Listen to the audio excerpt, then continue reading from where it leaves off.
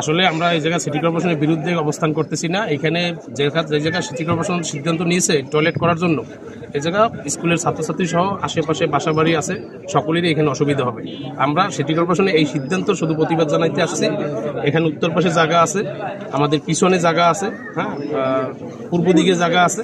এইসব জায়গার city corporation উদ্যোগে এই টয়লেট গ্রহণ করলে আমাদের কোনো সমস্যা হবে না, আর এইখানে করলে আমাদের সকলেরই সমস্যা হবে। এরই প্রতিবাদে আসলে আমরা আজকে এলাকাবাসী, এখানে মহিলারা আছেন, স্কুলের ছাত্ররা আছেন, সবাই একত্রিত হয়েছে। আশা করি সিটি কর্পোরেশনের শুভবুদ্ধির উদয় হবে এবং দ্রুত তারা এই সিদ্ধান্ত বাস্তবায়ন করবে। তারা এসে দেখে শুনে যে কোনো একটা ভালো জায়গায় টয়লেট নির্মাণ করবে, এইটা চাই, এটা আমাদের প্রত্যাশা। একটা বাথরুম প্রয়োজন এখানে, কিন্তু সেটা যে এই জায়গায় হবে, এই জায়গাটা তাদের জন্য সঠিক না। এটা যে কোনো পুকুরের এক সাইডে হলে আমাদের সবার জন্য ভালো হয়, সুবিধা হয়। এই মানে প্রতিবাদে আমরা এখানে সবাই, স্কুল পাশে একটা স্কুল, মসজিদ আছে, লোকজনের স্কুলটার সমস্যা হবে, সবকিছু নিয়েই আমরা এলাকাবাসী সব একত্রিত হয়ে এখানে মানববন্ধনের আয়োজন করেছি। আশা করি সিটি কর্পোরেশনের জিনিসটা তাদের সুনজরে দেবে।